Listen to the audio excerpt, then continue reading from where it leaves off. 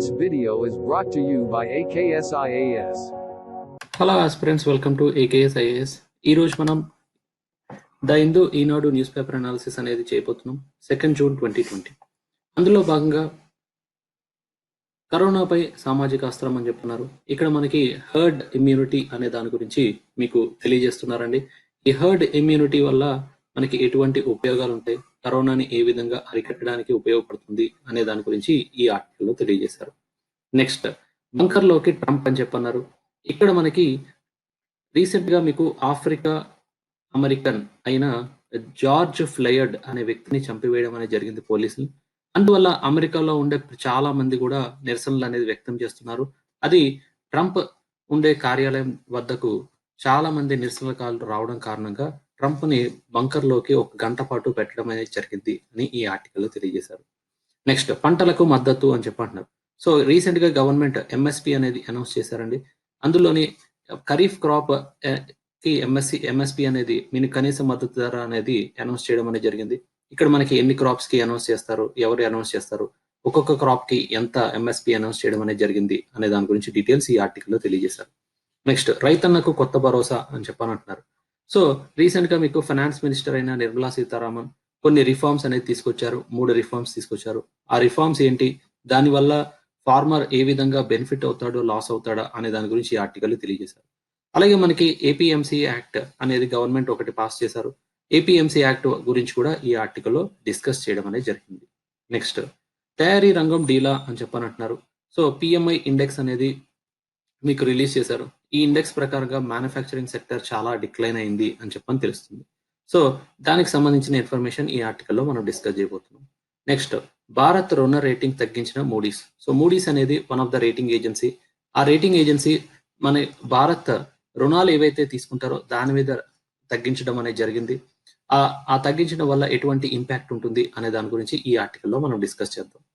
Next, new architect in the earth quake prone areas అని చెప్పన్నారు. So earth quakes వస్తే మనం ఎటువంటి మెజర్స్ అనేది తీసుకోవాలి అనే దాని గురించి ఈ ఆర్టికల్లో మనకి డిస్కస్ చేయడం అనేది జరిగింది. Next, cabinet committee okays 50,000 crore infusion to MSMEs. So MSMEs కి రీసెంట్ గా ఆత్మనిర్భర్ భారత్ అభియాన్ 3 lakh crores అనేది మీకు అందిస్తాము అని చెప్పని గవర్నమెంట్ తెలియజేశారు. అయితే దాంట్లో భాగంగా మీకు 50,000 crores అనేది మీకు రీసెంట్ గా రిలీజ్ చేయడం అనేది జరిగింది అని చెప్పని గవర్నమెంట్ తెలియజేశారు. నెక్స్ట్, అలాగే monsoon hit Kerala with cyclone in background అని చెప్పని తెలియజేశారు. సో జూన్ 1st వారంలోనే మీకు కేరళకి మాన్సూన్ అనేది వస్తుంది, ఋతుపవనాలు అనేవి వస్తాయి. సో అయితే ఈసారి ఏంటంటే దాంతో పాటు సైక్లోన్ అనేది కూడా వస్తుంది అని చెప్పని ఈ ఆర్టికల్లో తెలియజేశారు. Next, supreme court hear petition on the nation's name అని చెప్పన్నారు. So article 1 of the Indian constitution లో ఇండియా దట్ ఈస్ భారత్ అని చెప్పని మీకు నేమ్ అనేది ఉంది. అయితే ఇక్కడ 2 నేమ్స్ ఉన్నాయి కాబట్టి అలా కాకుండా ఒకటే ఉంచాలి అన్న ఉద్దేశంతో ఒక పిటిషన్ అనేది వేయడం జరిగిందండి సుప్రీంకోర్టులో. దానికి సంబంధించిన డీటెయిల్స్ ఈ ఆర్టికల్లో తెలియజేశారు. Next, NPCI denies breach of BHIM app అని చెప్పనన్నారు. సో బీమ్ యాప్ యొక్క డేటా చోరీకి గురైంది అని చెప్పని ఒక ఆర్గనైజేషన్ తెలియజేశారు. దాన్ని ఎన్పిసిఐ వాళ్ళు తప్పుపట్టడం అనేది జరిగింది అని ఈ ఆర్టికల్లో మెన్షన్ చేయడం అనేది జరిగింది. దానికి సంబంధించిన వివరాలు కూడా ఈ ఆర్టికల్లో మనం డిస్కస్ చేద్దాం. అయితే ఈ రోజు వచ్చిన ఆర్టికల్స్, ఫస్ట్ ఆర్టికల్ మనం ఏం డిస్కస్ చేయబోతున్నాం అంటే పంటలకు మద్దతు అని చెప్పని ఒక ఆర్టికల్ అనేది వచ్చిందండి. సో నెక్స్ట్ ఖరీఫ్ సీజన్ అనేది రాబోతుంది మనకి. సో రుణ రాయితీ వెసులుబాటుతో పాటు పొడిగింపు అనేది జరిగింది. తర్వాత వీధి వ్యాపారుల స్వనిధి పథకం అనేది అమలు చేస్తున్నారు. స్ట్రీట్ వెండర్స్ కూడా వేరియస్ లోన్స్ అనేది కొలెటరల్ సెక్యూరిటీ లేకుండా ఇవ్వడం అనేది జరుగుతుందన్నారు. దాంతో పాటు రీసెంట్ గా మీకు క్యాబినెట్ కమిటీ వాళ్ళు 14 క్రాప్స్ ఓకే సో ఎంఎస్పి అనేది అనౌన్స్ చేయడం జరిగింది. సో ఎంఎస్పి అనేది మీకు జనరల్ గా 22 క్రాప్స్ కి అనౌన్స్ చేస్తారు. 14 క్రాప్స్ వచ్చి ఖరీఫ్ సీజన్ లో అనౌన్స్ చేస్తారు. తర్వాత 6 క్రాప్స్ వచ్చి రబీ సీజన్ లో అనౌన్స్ చేయడం అనేది జరుగుతుంది అని చెప్పని తెలియజేశారు. ఓకే, అయితే ఈ 14 క్రాప్స్ ఏమేమిటి అనే దాని గురించి, ఎంత ఇంక్రీజ్ చేశారు అనే దాని గురించి ఒకసారి చూద్దామండి. సో ఇక్కడ మనకి ప్యాడీ ఒకటి ఉంటుందండి. సో 1,868 రూపీస్ అనేది 2021 లో ఉంది అని చెప్పని తెలియజేస్తున్నారు. అలాగే మీకు ప్యాడీ గ్రేడ్ ఏ తీసుకుంటే 1,888, అలాగే జోవార్ హైబ్రిడ్ తీసుకుంటే 2,620, జోవార్ మల్దండి అనేది చూసుకుంటే 2,640, అలాగే బాజ్రా, రాగి, మెయిజ్ అండ్ తుర్ వీటన్నిటికీ కూడా ఎంఎస్పి అనేది అనౌన్స్ చేశారు. అలాగే అదర్ క్రాప్స్ అనేది చూస్తే ఏంటంటే moong, urad, groundnut, sunflower, soybean, sesamum, niger seed and cotton. So ఇవన్నీ కూడా ఏంటంటే వేరియస్ క్రాప్స్. టోటల్ గా మనకి ఖరీఫ్ లోని 14 క్రాప్స్ కి ఎంఎస్పి అనేది అనౌన్స్ చేయడం అనేది జరుగుతుందండి. And at the same time ఈ ఎంఎస్పి ఎవరు అనౌన్స్ చేస్తారు అని చెప్పారంటే cabinet committee on economic affairs వాళ్ళు అనౌన్స్ చేస్తారు. సో వీళ్ళకి రికమెండ్ చేసేది ఎవరు అని చెప్పారంటే సిఏసిపి అనే ఆర్గనైజేషన్ మీకు అనౌన్స్ చేస్తారు. సో సిఏసిపి అంటే commission for agriculture costs and price వాళ్ళు రికమెండేషన్స్ అనేది చేస్తే cabinet committee on economic affairs వాళ్ళు మీకు అనౌన్స్ చేయడం అనేది జరుగుతుంది అని చెప్పని తెలియజేశారు. సో ఇవన్నీ కూడా ఏంటంటే మనకి ఎగ్జామినేషన్ పాయింట్ ఆఫ్ వ్యూలో ఎంఎస్పి ఎవరు అనౌన్స్ చేస్తారు, particularly crops like paddy, jowar వాటికి సంబంధించిన ఎంఎస్పి అనేది గుర్తుపెట్టుకోవడానికి ప్రయత్నించండి, పర్టికులర్లీ గ్రూప్ 1, గ్రూప్ 2 అభ్యర్థులందరూ కూడా. అలాగే మనకి వేరియస్ స్కీమ్స్ అనేవి అమలు చేస్తున్నారండి గవర్నమెంట్. సో ప్రధానమంత్రి అన్నదాత అయ సంస్కరణ అభియాన్ అని చెప్పనన్నారు, దాన్నే పిఎం ఆశ అంటారు. దాని ద్వారా మీకు కరస్పాండింగ్ ప్రైస్ సపోర్ట్ సిస్టమ్ అనేది ఒక 3 సబ్ స్కీమ్స్ అనేవి అమలు చేస్తున్నారండి. దాంట్లోనే ప్రైస్ సపోర్ట్ స్కీమ్ అనేది ఒక స్కీము, తర్వాత ప్రైస్ డెఫిషియన్సీ పేమెంట్ స్కీమ్ అనేది ఒకటి, తర్వాత private procurement and stock system scheme అనేది పైలట్ బేసిస్ మీద అమలు చేయడం అనేది జరుగుతుంది. సో ఇవన్నీ కూడా ఏంటంటే ఫార్మర్స్ ప్రొడ్యూస్ చేసిన దాన్ని మీకు రెమ్యునరేటివ్ ప్రైస్ అందించాలి అన్న ఉద్దేశంతో పిఎం ఆశ అనే ప్రోగ్రామ్ అనేది తీసుకురావడం అనేది జరిగింది. దాంట్లో మీకు 3 సబ్ స్కీమ్స్ ఉన్నాయి, దట్ ఈస్ పిఎస్ఎస్, పిడిపిఎస్ అండ్ పిపిఎస్ఎస్ అని చెప్పని తెలియజేశారు. అలాగే మీకు ఖరీఫ్ సీజన్ అనేది వస్తుంది కాబట్టి పిఎం కిసాన్ ద్వారా మీకు ఆల్మోస్ట్ సర్టెన్ అమౌంట్ అనేది అందించడం అనేది జరిగింది అని చెప్పన్నారు. సో దీంట్లోని ఇప్పటి వరకు కూడా 8.89 crore ఫార్మర్స్ ఫ్యామిలీస్ కి ఈ పిఎం కిసాన్ ద్వారా సబ్సిడీస్ అనేవి అందించడం జరిగింది. And at the same time 17,793 crores అనేది రిలీజ్ చేశారని చెప్పని తెలియజేశారు. అలాగే ఫుడ్ సెక్యూరిటీ పర్పస్ కూడా మీకు కోవిడ్-19 టైం పీరియడ్ లో ఫుడ్ సెక్యూరిటీ పర్పస్ కూడా చాలా వరకు ప్రోగ్రామ్స్ అమలు చేస్తున్నారండి. ప్రధానమంత్రి గరీబీ కళ్యాణ్ యోజనలోని ఇప్పటి వరకు కూడా 1,07,077 మిలియన్ టన్స్ పల్సెస్ అనేది డిస్ట్రిబ్యూట్ చేయడం అనేది జరిగింది అని చెప్పని తెలియజేశారు. ఇవన్నీ కూడా ఏంటంటే గవర్నమెంట్ రీసెంట్ గా తీసుకున్న ఇనిషియేటివ్స్ మీకు ఇక్కడ తెలియజేయడం అనేది జరిగింది. నెక్స్ట్, రైతన్నకు కొత్త భరోసా అని చెప్పనంటున్నారు. దేశంలోని అన్ని రంగాలకు తమ వస్తువుల్ని అమ్ముకునే విషయంలో పూర్తిగా స్వేచ్ఛ ఉన్నప్పుడు రైతులకి ఆ అవకాశం ఎందుకు ఇవ్వకూడదు అంటూ కేంద్ర ఆర్థిక మంత్రి నిర్మలా సీతారామన్ ఇటీవల వ్యాఖ్యానించారు. ఓకే, అయితే గవర్నమెంట్ దానికి అనుకూలంగా మీకు కొన్ని రిఫార్మ్స్ అనేది తీసుకొచ్చిందండి. అమ్ముకునే స్వేచ్ఛ అనేది కల్పిస్తూ కొన్ని చట్టాలు అనే వాటిని సంస్కరణ చేయడం జరిగిందండి. అయితే ఫైనాన్స్ మినిస్టర్ ఏమేమి చేంజెస్ అనేది తీసుకొచ్చారు అనేది చూస్తే మీకు 3 చేంజెస్ అనేవి రీసెంట్ గా కనిపిస్తున్నాయండి. మీకు ఆత్మ నిర్భర్ భారత్ అభియాన్ లో ఫైనాన్స్ మినిస్టర్ మీకు 3 చేంజెస్ ప్రపోజ్ చేశారు. ఒకటి ఏంటంటే ఎసెన్షియల్ కమోడిటీస్ యాక్ట్ ని అమెండ్ చేశారు. ఓకే, దాని ద్వారా ఏమవుతుందంటే బెటర్ ప్రైసెస్ అనేవి ఫార్మర్ అందించడానికి వీలవుతుంది అంటారు. సో అయితే ఇక్కడ దాంతో పాటు ఏం చేయడం అనేది జరిగిందంటే గవర్నమెంట్ ఎప్పుడైనా సరే ఇంటర్వ్యూన్ అవుతుంది. ఎప్పుడు అంటే ఎమర్జెన్సీ సిచ్యువేషన్స్ లైక్ ఎప్పుడైనా డిజాస్టర్స్ వచ్చినప్పుడు, పాండమిక్ వచ్చినప్పుడే మీకు prices of various food commodities అనేది హైక్ అవ్వకుండా వాటిని రెగ్యులేట్ చేయడం అవుతుంది. లేకపోతే ఆ particular prices of various crops like cereal crops కానీ, ఎడిబుల్ ఆయిల్స్ కానీ, పల్సెస్ కానీ వాటన్నిటిని కూడా ఫార్మర్ మార్కెట్ కి తగ్గట్టు ఫిక్స్ చేసుకోవచ్చు అని చెప్పని తెలియజేశారు. నెక్స్ట్, నిర్మలా సీతారామన్ ఇంకొకటి ఏమన్నారంటే స్టాక్ లిమిట్ అనేది మీరు ఎంతన్నా పెట్టుకోవచ్చు in the value chain participants అని చెప్పన్నారు. అంటే ఏంటంటే ఇది వరకు మీకు పబ్లిక్ డిస్ట్రిబ్యూషన్ ద్వారా వేరియస్ క్రాప్ ప్రొడ్యూస్ అయిన తర్వాత కొన్నదాన్ని స్టాక్స్ గోడౌన్స్ లో పెట్టుకోవడం అనేది జరిగింది. అలాగే మీకు కొంతమంది వేరియస్ క్రాప్స్ ప్రొడ్యూస్ చేసిన తర్వాత గోడౌన్ లో పెట్టుకుంటారు. దానికి ఎంత లిమిట్ ఉండాలి అనేది గవర్నమెంట్ రెగ్యులేట్ చేయట్లేదు. There is no stock limit అని చెప్పని అంటారు. ఇవన్నీ కూడా 3 రిఫార్మ్స్, గవర్నమెంట్ తీసుకొచ్చిన 3 రిఫార్మ్స్. ఒకటి, ఎసెన్షియల్ కమోడిటీస్ యాక్ట్ ద్వారా ప్రైసెస్ అనేవి డీరెగ్యులేట్ చేసి వేరియస్ ప్రైసెస్ అన్ని కూడా మార్కెట్ కి తగ్గట్టు ఫార్మర్ ఫిక్స్ చేసుకోవచ్చు అన్నారు. తర్వాత మీకు ఎక్స్ట్రా ఆర్డినరీ సిచ్యుయేషన్స్ లో ఆ ప్రైసెస్ ని కంట్రోల్ చేయడం అవుతుంది గవర్నమెంట్ ద్వారా అని చెప్పని తెలియజేశారు. తర్వాత ఎప్పుడైనా ప్రొడ్యూస్ చేసిన క్రాప్స్ ని ఎంతన్నా స్టాక్ పెట్టుకోవచ్చు, దేర్ ఇస్ నో లిమిట్ అని చెప్పని తెలియజేశారు. ఇవన్నీ కూడా 3 రిఫార్మ్స్. ఇలా చేయడం వల్ల ఉపయోగం ఏమిటి అని అంటే, ఒకటి, Indian farmer exports, farm exports అనేవి పెరగడానికి స్కోప్ ఉంటుంది. దేనివల్ల అంటే డీరెగ్యులేషన్ ఆఫ్ అగ్రికల్చర్ ప్రొడ్యూస్ వల్ల మీకు ఫార్మ్ ఎక్స్పోర్ట్స్ అనేవి పెరగడానికి స్కోప్ ఉంటుంది అని చెప్పని ఎక్స్పర్ట్స్ తెలియజేయడం అనేది జరిగింది.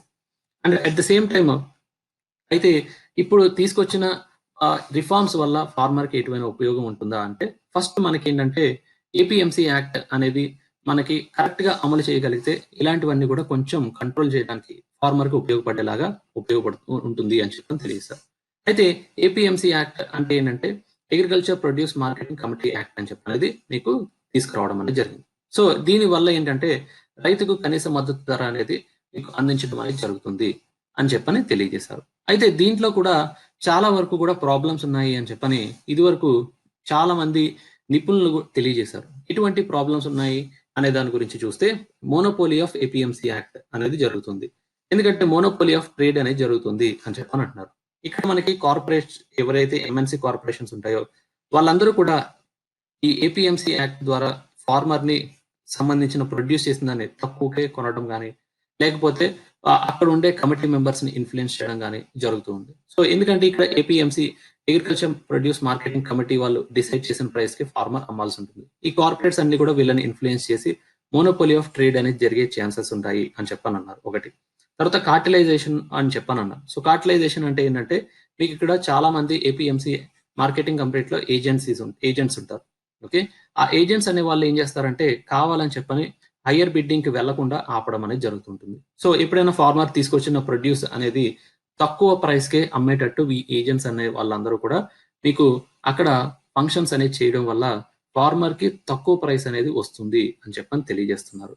అండ్ ఎప్పుడైనా ప్రొడ్యూస్ చేసిన దాన్ని మార్కెట్ యార్డ్కి తీసుకొస్తే చాలా వరకు కూడా మీకు కండిషన్స్ పెడుతూ ఉంటారు. కండిషన్స్ ఆపరేషన్స్ చేసేటప్పుడు హై ప్రైసెస్ అనేది ఇంపోజ్ చేస్తూ ఉంటారు. సో ఫార్మర్ తీసుకొచ్చిన దాన్ని మళ్ళీ వెనక్కి తీసుకెళ్ళలేక అక్కడే తక్కువ అమ్మేసుకోవడం అనేది జరుగుతూ ఉంటుంది. సో అందువల్ల ఏమవుతుందంటే ఈ ట్రేడ్ బ్యారియర్స్ అనేవి ఉండడం, లైసెన్స్ ఫీ ఎక్కువ ఉండడం కానీ లేకపోతే మార్కెట్ యార్డ్కి తీసుకొచ్చిన తర్వాత మీకు హై షాప్స్ రెంట్ అనేది ఉండడం కానీ లేకపోతే వేరియస్ అదర్ కండిషన్స్ అనేది పెట్టడం వల్ల ఫార్మర్ ప్రాబ్లం అవుతున్నాయి. Next conflict of interest. So ఈ ఏపీఎంసీ కమిటీ అనేది ఉంటుంది. ఆ కమిటీకి 2 ఫంక్షన్స్ ఇస్తున్నారు, ఒకటి రెగ్యులేటర్ కింద ఇంకొకటి మార్కెట్ కింద. సో 2 ఒకళ్ళే చేయడం వల్ల అక్కడ మిస్యూజ్ చేస్తున్నారు వాళ్ళ పవర్ అని చెప్పని అంటున్నారు.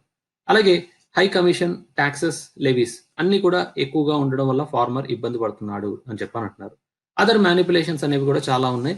అవి ఏజెంట్స్ అందరూ కూడా చాలా చోట్ల మీకు మ్యానిపులేట్ చేస్తూ ఉంటారు అని చెప్పని తెలియజేశారు. ఇవన్నీ కూడా ఏపీఎంసీ యాక్ట్ లో వేరియస్ ప్రాబ్లమ్స్. సో ఇటువంటి ప్రాబ్లమ్స్ ఉన్నప్పుడు మీకు ఫైనాన్స్ మినిస్టర్ అనౌన్స్ చేసినట్టు deregulation of the essential commodities act, various commodities ని డీరెగ్యులేట్ చేయడం వల్ల ఫార్మర్ ఇంకా ప్రాబ్లమ్స్ ఫేస్ చేసే ఛాన్సెస్ ఉన్నాయి అని చెప్పని ఈ ఆర్టికల్ తెలియజేస్తున్నారు. ఎగ్జాంపుల్ తీసుకుంటే ఇక్కడ బీహార్ ఏపీఎంసీ యాక్ట్ చట్టంలో మార్పులు ఆల్రెడీ తీసుకొచ్చారండి. తీసుకొచ్చి ఏం చేశారంటే ప్రైవేట్ రంగానికి ఎక్కువగా ఆపర్చునిటీ ఇచ్చారు. ఆపర్చునిటీ ఇవ్వడం వల్ల ఏమవుతుందంటే మీకు ఫార్మర్ ఉత్పత్తి చేసిన దానికి ధర లేక తక్కువకే అమ్మేసుకోవాల్సిన పరిస్థితి అనేది ఏర్పడుతుంది. అక్కడ చాలా ఎఫెక్టివ్ గా ఎవరు లాభపడుతున్నారంటే వ్యాపారులు ఎవరైతే ఉన్నారో, కార్పొరేట్ సెక్టర్ ఎవరైతే ఉన్నారో వాళ్ళు మాత్రమే మీకు లాభపడుతున్నారని చెప్పని తెలియజేశారు. ఈవెన్ పంజాబ్, హర్యానాలో కూడా ఇలాంటి పరిస్థితి అనేది నెలకొంది అని చెప్పని తెలియజేశారు. అంటే ఇక్కడ ఏంటంటే మనము మోస్ట్ ఆఫ్ ద టైమ్స్ ఏంటంటే చాలా వరకు కూడా రిఫార్మ్స్ తీసుకొస్తున్నాం. ఓకే, రిఫార్మ్స్ తీసుకొస్తున్నప్పుడు అది ఫార్మర్ కి ఉపయోగపడుతుందా లేదా అనేది చూడాలన్నట్టు. ఫర్ ఎగ్జాంపుల్ తీసుకుంటే ప్రతి ఒక్క ఫార్మర్ ప్రొడ్యూస్ చేసిన దాన్ని ఇప్పుడున్న పరిస్థితుల్లో దేశవ్యాప్తంగా చూస్తే మండీకి తీసుకురావాలి. So almost 50 lakh market yards అనేవి మన ఇండియాలో ఉన్నాయి, అవసరం ఉంది అని చెప్పనంటున్నారు.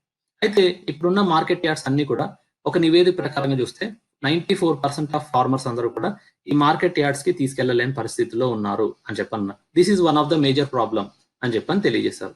అండ్ ఈ ప్రాబ్లమ్స్ ని అడ్రస్ చేయకుండా మీరు మద్దతు ధర అనేది మీరు ఫార్మర్ కి అందేలాగా చూడకుండా రిఫార్మ్స్ అనేది తీసుకురావడం వల్ల ఎటువంటి ఉపయోగం అనేది ఉండదు అని చెప్పని అంటున్నారు.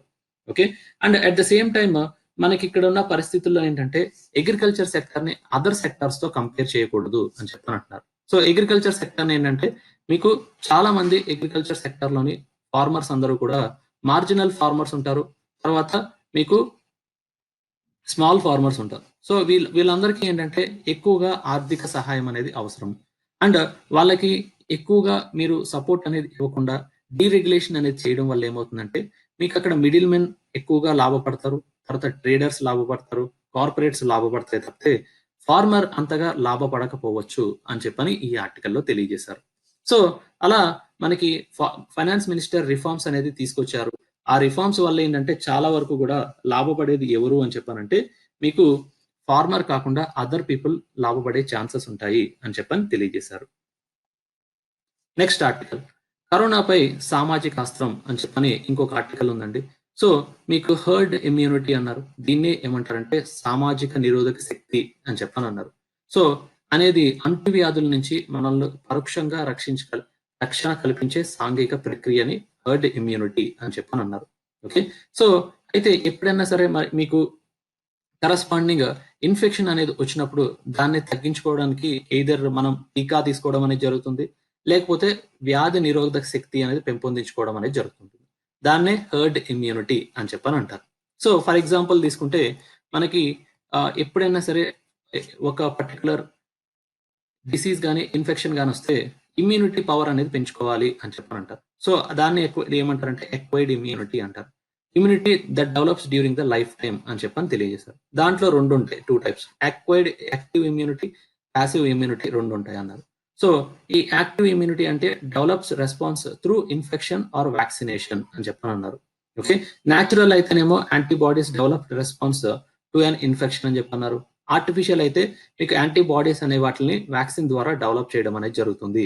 వ్యాక్సిన్ ద్వారా మీకు అవి రెస్పాన్స్ అయ్యేలా డెవలప్ చేయడం అనేది జరుగుతుంది అని చెప్పని అంటున్నారు.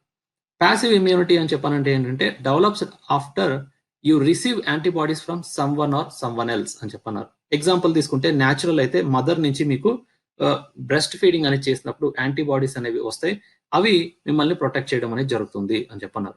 ఆర్టిఫిషియల్ అయితే మీరు ఏం చేస్తారంటే మెడిసిన్ అనేది తీసుకుంటారు. ఓకే, హిమోగ్లోబిన్ కానీ వేరియస్ మెడిసిన్స్ అనేవి మీకు ఇంజెక్ట్ చేయడం ద్వారా మీకు ప్యాసివ్ ఇమ్యూనిటీ అనేది డెవలప్ అవుతుంది అని చెప్పన్నారు. సో ఇలా మీకు ఇమ్యూనిటీ అనేది డెవలప్ అవడానికి స్కోప్ ఉంటుంది అని చెప్పన్నారు. సో అయితే ఈ హర్డ్ ఇమ్యూనిటీ అనే దాని గురించి ఏంటి, ఇది ఏ విధంగా మీకు ఈ హర్డ్ ఇమ్యూనిటీ అనేది మనం తెలుసుకోగలుగుతాము అని చెప్పనే దాని గురించి చూస్తే, ఈ హర్డ్ ఇమ్యూనిటీ అనేది వన్ ఆఫ్ ద ప్రాసెస్. ఇక్కడ మీకు ఏం చేస్తారంటే ఎప్పుడైనా సరే ఒక వ్యాధి కరోనా లాంటివి ఏదైనా వచ్చినప్పుడు మీకు చాలా మందికి కూడా ఇమ్యూనిటీ లేకపోతే ఇలా చాలా మంది పర్సన్స్ కి మీకు వ్యాధి సోకే ఛాన్సెస్ ఉంటాయి అని చెప్పని అంటున్నారు. అయితే ఇక్కడ ఏమంటారంటే కొంతమందికి వ్యాధి నిరోధక శక్తి అనేది ఎక్కువ ఉంటుంది. సో ఈ కలర్ లో ఉంది. సో ఆ వ్యాధి నిరోధక శక్తి అనేది ఉన్న వాళ్ళని మనం ఇంక్రీజ్ చేయగలిగితే most of the infected persons ని తగ్గించడానికి వీలవుతుంది అని చెప్పని అంటారు. సో ఆ వ్యాధి నిరోధక శక్తి అనేది ఇమ్యూనిటీ అనేది పెంచుకోవడానికి మనకి at least 55 to 82% of the people ఆ పర్టికులర్ ఇమ్యూనిటీ అనేది హర్డ్ ఇమ్యూనిటీ అనేది పెంచుకోగలిగితే మనం వ్యాధిని తగ్గించడానికి వీలవుతుంది అని చెప్పనంటారు. సో అందుకని చెప్పని ఇప్పుడున్న పరిస్థితుల్లో మనకి టీకా అనేది లేదు కాబట్టి హర్డ్ ఇమ్యూనిటీని పెంచుకుంటే కోవిడ్-19 దట్ ఈస్ కరోనాని మనం తగ్గించడానికి వీలవుతుంది అని చెప్పని తెలియజేశారు. ఓకే, సో ఇలా మీకు ఏదైతే కరస్పాండింగ్ వైరస్ ఉందో ఆ వైరస్ చైన్ అనేది తగ్గించడానికి లేకపోతే కట్ చేయడానికి ఈ హర్డ్ ఇమ్యూనిటీ అనేది ఉపయోగపడుతుంది అని చెప్పని తెలియజేశారు. అండ్ ఇక్కడ మనకి ప్రపంచం మొత్తం అంతా కూడా చాలా మంది ఈ పర్టికులర్ కోవిడ్-19 ని తగ్గించడానికి కూడా at the same time historical గా మనకి ఈ హర్డ్ ఇమ్యూనిటీ ఎలా ఉపయోగపడుతుంది అనే దాని గురించి డిస్కస్ చేశారండి. సో 1930లో ఫస్ట్ టైం మనం చూసుకుంటే ఈ హర్డ్ ఇమ్యూనిటీ అనేది ఫస్ట్ టైం ఉపయోగించడం జరిగింది. చిన్నపిల్లల్లో ఎప్పుడైతే మీకు తట్టు వ్యాధులు అనేవి వస్తున్నాయో అక్కడ మీకు ఎవరైతే పిల్లల్లోని వ్యాధి ప్రబలే అవకాశం ఉందో and at the same time immunity అనేది తగ్గుతుందో వాళ్ళందరికీ కూడా టీకాలు ఇచ్చేవాళ్ళు. ఒకవేళ టీకా అనేది లేకపోతే కొన్ని కంట్రీస్ ఏమని చేసేవంటే మీకు హర్డ్ ఇమ్యూనిటీని పెంపొందించి ఆ వ్యాధిని అరికట్టడానికి ప్రయత్నించేది. So this is the process which we are following. So ఇలాంటివన్నీ కూడా మనకి మసూచి అనే వ్యాధి వచ్చినప్పుడు ఈ విధంగానే మనకి ట్రీట్మెంట్ అనేది చేశారు. చాలా కంట్రీస్ ఎఫెక్టివ్ గా దాన్ని తగ్గించడం అనేది జరిగింది అని చెప్పని తెలియజేశారు. And at the same time ఇప్పుడున్న పరిస్థితుల్లో ఏంటంటే కరెంట్ సిచ్యువేషన్ లో తీసుకుంటే వైరస్ అనేది ఆకారం అనేది చేంజ్ అవుతుంది అండ్ ఆ పర్టికులర్ మార్పు అనేది చెందిన తర్వాత కొత్త రూపాన్ని సంతరించుకుంటుంది అని చెప్పని తెలియజేశారు.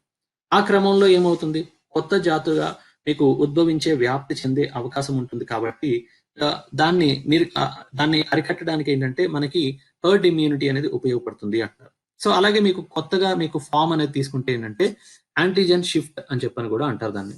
సో అందుకని చెప్పని ఈ వైరస్ స్ప్రెడ్ ని మనం కంటైన్ చేయాలి, ఎందుకంటే మన దగ్గర టీకా అనేది లేదు కాబట్టి ఇప్పుడున్న పరిస్థితిలో మనం కంటైన్ చేయాలంటే మనకి హర్డ్ ఇమ్యూనిటీ అనేది మనం పెంపొందించుకోవాలి అని చెప్పని అంటారు. అంటే ఏంటి, మీకు వ్యాధి నిరోధక శక్తి అనేది పెంచుకోవాలి. సో అట్లీస్ట్ మనం 70% ఆఫ్ ద పీపుల్ అందరికీ కూడా ఈ హర్డ్ ఇమ్యూనిటీ అనేది మనం అందించగలిగితే దెన్ అక్కడున్న కరోనాని కొంతవరకు అరికట్టడానికి వీలవుతుంది. And at the same time ప్రతి ఒక్క పర్సన్ లోని యాంటీబాడీస్ అనేది ఇంక్రీజ్ చేయడానికి వీలవుతుంది. ఇంక్రీజ్ చేసి దాన్ని అరికట్టడానికి వీలవుతుంది అని చెప్పని తెలియజేశారు. And at the same time దీన్ని అమలు చేయాలి అంటే మీకు స్వయం నిరంతరనే రక్ష అని చెప్పని తెలియజేశారు. And at the same time ఈ పర్టికులర్ హర్డ్ ఇమ్యూనిటీ వల్ల యాంటీబాడీస్ ని పెంచడం అనేది చూస్తే ఏంటంటే ప్రతి ఒక్క కంట్రీలోని ఇంకా యాంటీబాడీస్ అనేవి చాలా తక్కువగా కనిపిస్తున్నాయండి. సో బ్రిటన్ లో తీసుకుంటే 17% ప్రజలకు మాత్రమే యాంటీబాడీస్ ఉన్నాయి. అలాగే మీకు న్యూయార్క్ లో తీసుకుంటే 20% ఉన్నాయి. అలాగే మీకు వేరియస్ వుహాన్ లో తీసుకుంటే 10% ఉన్నాయి. సో ఇలా యాంటీబాడీస్ అనేది తక్కువ ఉండడం కారణంగా మీకు COVID-19 అనేది బాగా స్ప్రెడ్ అవుతుంది అని చెప్పని అంటున్నారు. అయితే ఇక్కడ మనం ఏం చేయాలంటే ఆ యాంటీబాడీస్ ని ఎక్కువగా పెంచుకోవడానికి సర్టన్ స్టెప్స్ అనేది తీసుకోగలిగితే ఆ పర్టికులర్ COVID-19 చైన్ అనేది తగ్గించడానికి వీలవుతుంది. అట్లీస్ట్ కొంతమంది సోకకుండా డిలే చేయడానికన్నా ఈ హర్డ్ ఇమ్యూనిటీ అనేది ఉపయోగపడుతుంది. కాకపోతే ఈ హర్డ్ ఇమ్యూనిటీ ఎంతవరకు మన యొక్క రక్షణకు ప్రజలకు కాపాడడానికి ఉపయోగపడుతుంది అనే దాని గురించి ఇంకా రీసెర్చ్ అనేది జరపాలండి. అండ్ దానికి సంబంధించిన వేరియస్ స్టెప్స్ అనేవి గవర్నమెంట్ పద్ధతిగా పీపుల్ అందరికీ తెలియజేయగలిగితే ఈ పర్టికులర్ హర్డ్ ఇమ్యూనిటీ అనేది చాలా వరకు ఉపయోగపడుతుంది అని చెప్పని ఈ ఆర్టికల్లో తెలియజేశారు. నెక్స్ట్ తయారీ రంగం డీలా అని చెప్పని అన్నారు. ఇక్కడ మనకి మే నెలలో దేశీయ తయారీ రంగం కార్యకలాపాలన్నీ కూడా డీలా పడ్డాయి అన్నారు. COVID-19 ద్వారా మీకు దేశం మొత్తం అంతా కూడా లాక్డౌన్ విధించడం వల్ల ఈ తయారీ రంగం అనేది ఆల్మోస్ట్ 0% అనేది రిజిస్టర్ అయింది అని చెప్పని తెలుస్తున్నారు. అంతకంటే తక్కువ మీకు నెగిటివ్ గ్రోత్ రేట్ అనేది రిజిస్టర్ అయింది అని చెప్పని తెలియజేస్తున్నారు. అయితే ఇక్కడ మనకి కరస్పాండింగ్ మ్యానుఫ్యాక్చరింగ్ సెక్టర్ ఎలా గ్రోత్ రేట్ ఎంత ఉంది అనేది చూస్తే పర్చేసింగ్ మేనేజర్ ఇండెక్స్ అని చెప్పని PMI అనే ఇండెక్స్ మనం క్యాలిక్యులేట్ చేసి దాన్ని ఐడెంటిఫై చేయడం అనేది జరుగుతుంది. సో PMI ఇండెక్స్ అనేది లెస్ దాన్ 50% పాయింట్స్ అనేది ఉంటే మనకి మ్యానుఫ్యాక్చరింగ్ సెక్టర్ అనేది డిక్లైన్ అవుతుందని, ఈక్వల్ టు ఉంటే కొంచెం లెవెల్ గా ఉంది అని, there is a probability of growth అని, గ్రేటర్ దాన్ 50 ఉంటే then we can say that it is growing అని చెప్పని మీకు పర్చేసింగ్ మేనేజర్ ఇండెక్స్ లోని తెలియజేశారు. ఇప్పుడున్న పరిస్థితుల్లో చూస్తే ఏంటంటే మేలో 30.8% పాయింట్స్ నమోదైంది.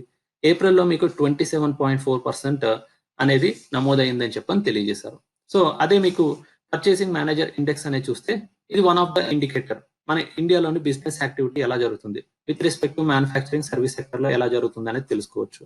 అండ్ ఈ సర్వే చేసిన దాని ప్రకారంగా మీకు కీ బిజినెస్ వేరియబుల్స్ ఏమేమిటి ఒక్కొక్క మంత్ లో ఎలా చేంజ్ అవుతుంది అనే దాన్ని తెలుసుకొని దాన్ని క్యాలిక్యులేట్ చేసి ప్రతి మంత్ ఇండెక్స్ అనేది రిలీజ్ చేయడం అనేది జరుగుతుంది. సో దాని వల్ల ఏంటంటే మీకు ఎకనామిక్ యాక్టివిటీ ఎలా జరుగుతుంది, ఒక్కొక్క సెక్టర్ మ్యానుఫ్యాక్చరింగ్ సెక్టర్ ఏ విధంగా గ్రో అవుతుంది, సర్వీస్ సెక్టర్ ఏ విధంగా గ్రో అవుతుంది అనేది తెలుసుకోవడానికి వీలవుతుంది అని చెప్పని తెలియజేశారు. Next new architect in earthquake prone areas అని చెప్పన్నారు. సో ఇక్కడ మనకి ఏంటంటే ఈ మధ్య కాలంలోనే ఎర్త్క్వేక్ ఇంక్రీజ్ అవుతున్నాయి, ట్రెమర్స్ అంటున్నారు, తర్వాత మీకు సైక్లోన్స్ వస్తున్నాయి అన్నారు. సో సైక్లోన్స్ వచ్చినప్పుడు కానీ ఎర్త్క్వేక్స్ వచ్చినప్పుడు కానీ ఏ విధంగా మనం సన్నద్ధంగా ఉండాలి అనే దాని గురించి ఈ ఆర్టికల్లో తెలియజేశారు. సో మనకి ఇప్పటి వరకు కూడా కచ్లోని 2001లో వచ్చిన ఎర్త్క్వేక్ కానీ లేకపోతే వేరియస్ స్టేట్స్ లోని ట్రెమర్స్ మైల్డ్ గా ఎర్త్క్వేక్ రావడం కానీ ఇలాంటివి సహజంగా వస్తూ ఉన్నాయి. కాబట్టి అటువంటి పరిస్థితి అనేది వచ్చినప్పుడు ఏ విధంగా మనం రియాక్ట్ అవ్వాలి, ఏ విధంగా మనం యాక్షన్ తీసుకోవాలి అనే దాని గురించి ఈ ఆర్టికల్లో తెలియజేశారు. సో అయితే ఇక్కడ మనకి ఇప్పుడున్న పరిస్థితులు ఏంటంటే ప్రతి గవర్నమెంట్ కానీ కంట్రీ కానీ సర్టన్ స్టెప్స్ తీసుకోవాలన్నారు. సో ఇండియా కూడా ఏంటంటే మీకు మానిటర్ చేయాలి అటువంటి ఎర్త్క్వేక్స్ కానీ లేకపోతే సైక్లోన్స్ కానీ ఎక్కడెక్కడ వస్తున్నాయి అనే దాని గురించి.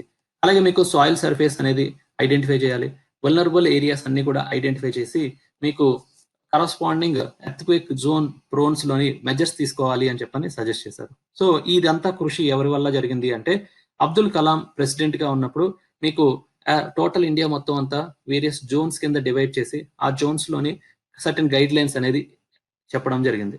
ఎక్కడ కన్స్ట్రక్షన్ లోని కానీ లేకపోతే డెవలప్మెంటల్ యాక్టివిటీస్ లో కానీ. సో ఫర్ ఎగ్జాంపుల్ తీసుకుంటే ఇక్కడ మనకి ఆర్టికల్లో short term, medium, long term actions అనేది తీసుకోవాలి అని చెప్పని తెలియజేస్తారు. షార్ట్ టర్మ్ ఏం చేయాలి అంటే వల్నరబుల్ బిల్డింగ్స్ ఏవైతే ఉన్నాయో మీకు ఐడెంటిఫై చేసి వాటన్నిటిని కూడా మీకు ఏం చేయాలి, సేఫ్టీ మెజర్స్ అనేది తీసుకోవాలి అని చెప్పని తెలియజేశారు. నెక్స్ట్ మీడియం టర్మ్ లో ఏమని తెలియజేశారంటే న్యూ ఆర్కిటెక్ట్ ఎవరైతే ఉన్నారో వాళ్ళందరికీ కూడా regime made mandatory for all builders and developers అని చెప్పి అన్నారు. సో ఎవరైతే బిల్డర్స్ డెవలపర్స్ ఉంటారో వాళ్ళందరికీ కూడా గైడ్ లైన్స్ అందించాలి అన్నారు. లాంగ్ టర్మ్ లో ఏంటంటే మీకు సిటీ ప్లానింగ్ లోని డీకన్జెషన్ ఎక్కువగా మీకు ఒక చోటే బిల్డింగ్ కన్స్ట్రక్షన్ కాకుండా వేరియస్ డిఫరెంట్ లొకేషన్స్ లో ఈవెన్ గా మీకు కన్స్ట్రక్షన్ జరిగేలాగా చూడాలి అని చెప్పని అన్నారు. And at the same time decentralisation of development అనేది తీసుకురావాలి అంటున్నారు. ఎగ్జాంపుల్ ఇక్కడ సౌత్ ఆఫ్రికా అని తెలియజేశాను. సౌత్ ఆఫ్రికాకి పొలిటికల్ క్యాపిటల్ అని, లెజిస్లేటివ్ క్యాపిటల్ అని చెప్పని, జ్యుడిషియల్ క్యాపిటల్, బిజినెస్ క్యాపిటల్, ఇలా 4 క్యాపిటల్స్ ఉన్నాయి అని చెప్పన్నారు. సో అలాగే మనం కూడా డీసెంట్రలైజ్ చేయాలి with respect to development of the cities కానీ కంట్రీ కానీ అని చెప్పని తెలియజేస్తున్నారు. సో అలా చేయగలిగితే మనం most of the various earthquakes కానీ లేకపోతే సైక్లోన్స్ కానీ వచ్చినప్పుడు డిస్ట్రక్షన్ అనేది తక్కువ చూసుకొని మన సేఫ్టీ అనేది మనం పాటించడానికి వీలవుతుంది అని చెప్పని తెలియజేశారు. నెక్స్ట్, భారత్ రుణ రేటింగ్ తగ్గించిన మోడీస్ అని చెప్పన్నారు. సో 2 దశాబ్దాల్లో ఇదే ప్రథమం అని చెప్పన్నారు. సో ఇప్పుడున్న పరిస్థితుల్లో ఏంటంటే జీడిపి అనేది -4% తగ్గినందుకు గాను ఈ మోడీస్ అనే రేటింగ్ సంస్థ మన యొక్క రేటింగ్ ని తగ్గించడం అనేది జరిగింది అని చెప్పని తెలియజేశారు. సో ఇప్పుడున్న ఇంతకు ముందున్న రేటింగ్ అనేది చూస్తే BAA2 అనేది రేటింగ్ ఉండేది. ఇప్పుడు దాన్ని BAA3కి తగ్గించడం అనేది జరిగింది అని చెప్పని తెలియజేశారు. ఎందుకు తగ్గించారు అని చెప్పనంటే జీడిపి అనేది -4% గాను నమోదయ్యే అవకాశం ఉంది అని చెప్పని తెలియజేస్తూ మీకు BAA2 నుంచి BAA3కి తగ్గించడం అనేది జరిగింది అని చెప్పని తెలియజేశారు. ఓకే, సో ఇలా తగ్గించడం వల్ల ఏమవుతుంది అని అంటే మనకి కరస్పాండింగ్ ఎప్పుడైనా భవిష్యత్తులోని మనకి లోన్స్ అనేది తీసుకోవాలి అన్నప్పుడు మీకు ఇంటర్నేషనల్ సంస్థలు ఏవైతే వరల్డ్ బ్యాంక్ కానీ IMF కానీ ఈ రేటింగ్ యాజ్ ఎ రెఫరెన్స్ కింద తీసుకొని వాళ్ళు ఎంతవరకు రీపే చేయగలరు అనే దాన్ని అసెస్మెంట్ చేసుకుంటారు.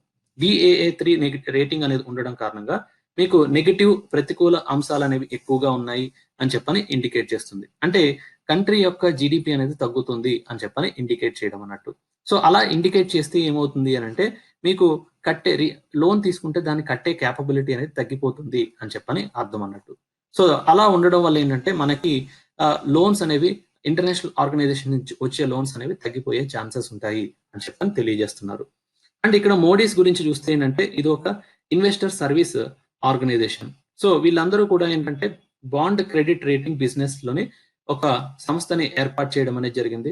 సో గ్లోబల్ గా తీసుకుంటే 3 రేటింగ్ ఏజెన్సీస్ కి చాలా నేమ్ ఉందండి. అందులో మూడీస్ ఒకటి, తర్వాత స్టాండర్డ్ అండ్ పూర్ ఒకటి, తర్వాత ఫిచ్ గ్రూప్. ఈ 3 rating agencies around the world మొత్తం అంతా కూడా రిఫరెన్స్ కింద తీసుకోవడం అనేది జరుగుతుంది. వీళ్ళు ఏం చేస్తారు అంటే ఏ పర్టికులర్ కంట్రీకి ఆర్గనైజేషన్స్ కి ర్యాంకింగ్ అనేది ఇస్తారు. సో రేటింగ్ అనేది ఇచ్చిన తర్వాత మీకు ఆ రేటింగ్ మీద బేస్ చేసుకొని వేరియస్ ఆర్గనైజేషన్స్ అన్ని కూడా మనీ మార్కెట్ లో ఫండ్స్ రేజ్ చేయడం అనేది జరుగుతుంది అని చెప్పని తెలియజేశారు. నెక్స్ట్, బంకర్ లోకి ట్రంప్ అని చెప్పన్నారు. సో మీకు మినియోపోలిస్ అనే ప్లేస్ లోని ఆఫ్రికో అమెరికన్ అయిన జార్జ్ ఫ్లయర్డ్ ని పోలీసులు చంపడం కారణంగాను చాలా వరకు కూడా నిరసనలు అనేది వ్యక్తం చేస్తున్నారు. సో మీకు డొనాల్డ్ ట్రంప్ ఉండే శ్వేత సౌధం వరకు కూడా ఈ నిరసనలు అనేవి వ్యక్తం చేయడం కారణంగా మీకు బంకర్ లో కొంతసేపు ఆయన్ని అక్కడ ఉంచాల్సిన పరిస్థితి అనేది ఏర్పడింది అని చెప్పని తెలియజేశారు. అలాగే ఈ నిరసనల కారుల్ని చెదరగొట్టేందుకు చాలా మందిని అరెస్ట్ చేశారు. 4000 పీపుల్ ని అరెస్ట్ చేశారు. ఆ పర్టికులర్ అల్లర్లోని మీకు 5 మెంబర్స్ చనిపోయారని చెప్పని తెలియజేశారు.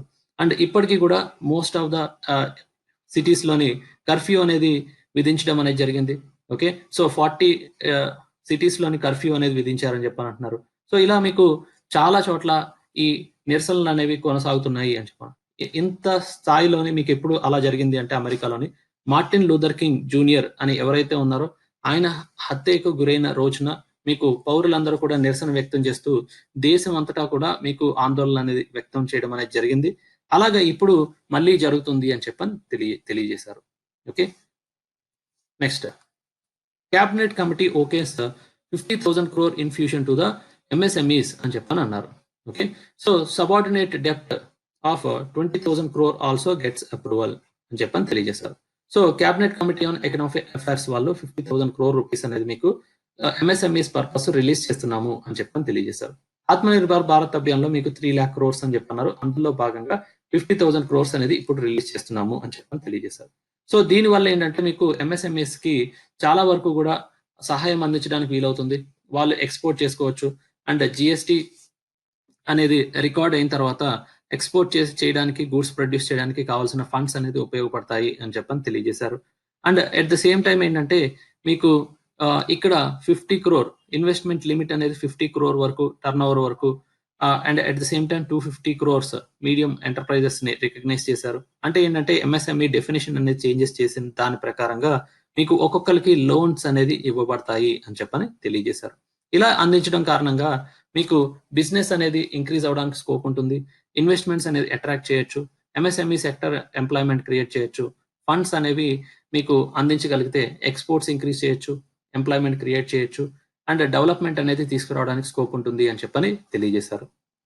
Next, NPCI denies breach of BHIM data app అని చెప్పన్నారు. ఓకే, సో ఎన్పిసిఐ అనేది ఆర్గనైజేషన్ చూస్తే ఏంటంటే ఇది National Payment Corporation of India అని చెప్పనంటారు.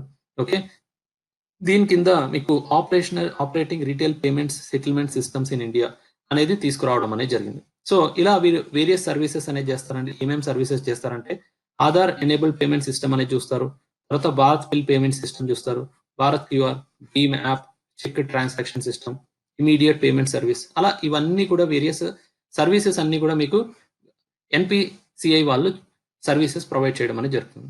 అయితే రీసెంట్ గా ఏం జరిగిందంటే మీకు విపిఎన్ మెంటర్ వెబ్సైట్ అనే వాళ్ళు ఏమని తెలియజేస్తున్నారంటే ఎన్పిసిఐ వాళ్ళు మెయింటైన్ చేస్తున్న Bhim app, so Bhim app లోని మీకు డేటా చోరీకి గురైంది, దాన్ని వ్యక్తపరచడం అనేది జరిగింది. అయితే ఈ ఎన్పిసిఐ వాళ్ళు ఏమంటున్నారంటే అలాంటిది ఏమీ జరగలేదు, 7 million రికార్డ్స్ అనేవి ఏమీ ఎక్స్పోజ్ అవ్వలేదు అని చెప్పని అంటున్నారు. సో దాన్ని ఎంక్వైరీ చేయడం అనేది ఎవరు చేస్తున్నారంటే ఇప్పుడున్న పరిస్థితుల్లోని C E R T computer emergency response team వాళ్ళు మీకు కరస్పాండింగ్ డేటా నిజంగా చోరీకి గురైందా లేకపోతే ఏదైనా ఫాల్స్ న్యూసా అనే దాని గురించి ఎంక్వైరీ చేయడం అనేది జరుగుతుంది అని చెప్పని తెలియజేశారు. ఒకవేళ నిజంగా అలాంటిది జరిగి ఉంటే మీకు విపిఎన్ మెంటర్ వాళ్ళు రిపోర్ట్ ప్రకారంగా చూస్తే 409 gigabytes ఆఫ్ డేటా అనేది, తర్వాత 7.26 millions ఆఫ్ పీపుల్ యొక్క రికార్డ్స్ అనేవి లీక్ అయ్యాయి. సో దాంట్లో మీకు ఆధార్ నెంబర్స్ ఉన్నాయి, తర్వాత డీటెయిల్స్ ఆఫ్ రెసిడెన్స్ ప్రూఫ్స్ ఉన్నాయి, బ్యాంక్ రికార్డ్స్ ఉన్నాయి, కంప్లీట్ ప్రొఫైల్ ఉంటుంది. సో ఇవన్నీ కూడా మీకు ప్రొఫైల్స్ అన్ని కూడా డేటా అంతా కూడా అదర్ పీపుల్ కి యాక్సెసిబిలిటీలోకి వచ్చే ఛాన్సెస్ ఉన్నాయి. సో అలాగే నిజంగా జరిగితే పీపుల్ ఎవరైతే బ్యాంకింగ్ ఆపరేషన్స్ చేస్తున్నారో వాళ్ళందరూ కూడా కొంత నష్టపోయే ఛాన్సెస్ ఉన్నాయి అని చెప్పని తెలియజేస్తున్నారు. So negative effects of technology usage అంటే ఇది one of the aspect example అని చెప్పని తెలియజేయచ్చు. ఓకే, సో హవెవర్ మన కరస్పాండింగ్ సిస్టమ్స్ స్ట్రెంథెన్ చేసుకోవాలి కాబట్టి ఎన్పిసిఐ వాళ్ళు ఇలాంటివన్నీ జరగకుండా చూడడానికి గవర్నమెంట్ స్టెప్స్ తీసుకుంటుంది అని చెప్పని తెలియజేశారు. Next, monsoon hits Kerala with cyclone in the background అని చెప్పని తెలియజేశారు. అరేబియన్ సీలోనే మీకు ఒక సైక్లోన్ అనేది రాబోతుంది అని చెప్పని ఐఎండి వాళ్ళు వ్యక్తం చేయడం అనేది జరిగింది. సో మీకు ఆల్మోస్ట్ ముంబైకి 700 kilometers దూరంలో ఒక సైక్లోన్ అనేది ఉంది అని చెప్పనంటున్నారు. సో అది ఒకవేళ వస్తే ఏంటంటే మహారాష్ట్ర, గుజరాత్ లోని ఫస్ట్ రావడానికి స్కోప్ ఉంది. దాని వల్ల మీకు ఏమవుతుంది అని అంటే ఈ కరస్పాండింగ్ సైక్లోన్ ఏదైతే వస్తుందో దాని వల్ల మాన్సూన్ సీజన్ అనేది కొంచెం డిలే అయ్యే ఛాన్సెస్ ఉంటాయి అని చెప్పని అంటున్నారు. లేకపోతే దాని యొక్క ఇంటెన్సిటీ వల్ల మాన్సూన్ సీజన్ అనేది ఎక్కువగా వర్షాలు పడకపోవచ్చేమో అని చెప్పని వ్యక్తం చేయడం అనేది జరిగింది. ఓకే, సో ఈ యొక్క సైక్లోన్ అనే దాని గురించి చూస్తే సివియర్ సైక్లోన్ 100 km/h తోటి మీకు గాలులు అనేవి వీస్తున్నాయి. And at the same time అది ఒకవేళ మీకు Gujarat and as well as Maharashtra తీరానికి వచ్చేటప్పటికి మీకు చాలా వరకు సైక్లోన్ ఇంపాక్ట్ అనేది ఉంటుంది అని చెప్పని తెలియజేశారు. Next, supreme court to hear petition on nations name అని చెప్పనన్నారు. నెక్స్ట్ ఆర్టికల్ అండి ఇది. సో ఇక్కడ ఏంటంటే మీకు కరస్పాండింగ్ ఆర్టికల్ 1 లోని ఏంటంటే ఇండియా దట్ ఈస్ భారత్ అని చెప్పనన్నారు. ఇండియా దట్ ఈస్ భారత్ అని చెప్పని తెలియజేశారు. అయితే ఇక్కడ ఏమంటున్నారంటే మీకు ఇండియా అనే దాన్ని ఒక నేమ్ తోటి పిలవచ్చు కదా అని చెప్పనంటున్నారు. ఏదర్ భారత్ అనండి, ఇండియా అనండి, లేదంటే రిపబ్లిక్ ఆఫ్ ఇండియా అని చెప్పనండి. ఇలా ఇండియా దట్ ఈస్ భారత్ అని చెప్పని 2 names ఎందుకు మనం పెట్టుకోవాలి అని చెప్పని మీకు కేసు వేయడం అనేది జరిగింది. సో దాన్ని ఇప్పుడు ఏఎస్ బొపానా అనే ఆయన మీకు జస్టిస్ సుప్రీం కోర్ట్ జడ్జ్ మీకు హీరింగ్ కి తీసుకోవడం అనేది జరిగిందండి. Who said the name of India should be 1 అని చెప్పని తెలియజేశారు. ఏదో ఒకటే మీరు నేమ్ కింద డిసైడ్ చేయండి అని చెప్పని అన్నారు. The petition said there would be uniformity in the name of nations అని చెప్పని తెలియజేశారు. ఇన్ 2016 లో కూడా మీకు ఎపెక్స్ కోర్ట్ ఇలాంటి పిటిషన్ అనేది వస్తే డిస్మిస్ చేయడం అనేది జరిగింది. ఓకే, కానీ ఇప్పుడు మటుకు సుప్రీం కోర్టు ఈ పర్టికులర్ కేసుని టేకప్ చేయడం అనేది ఒక particular name of India in the constitution అనేది డిసైడ్ చేయడానికి ఈ కేసు అనేది ఈ ఇచ్చే జడ్జ్మెంట్ మీద ఆధారపడి ఉంటుంది అని చెప్పని తెలియజేస్తున్నారు. ఓకే, సో ఈ రోజు వచ్చిన ఆర్టికల్స్ అన్ని కూడా మీకు అందించడం అనేది జరిగిందండి. సో నెక్స్ట్ మరిన్ని ఆర్టికల్స్ తోటి మీ ముందుకు వస్తామండి. Okay, if you like the video, like, share and subscribe. Thank you very much for all the people who have listened to the class. This video is brought to you by AKSIAS.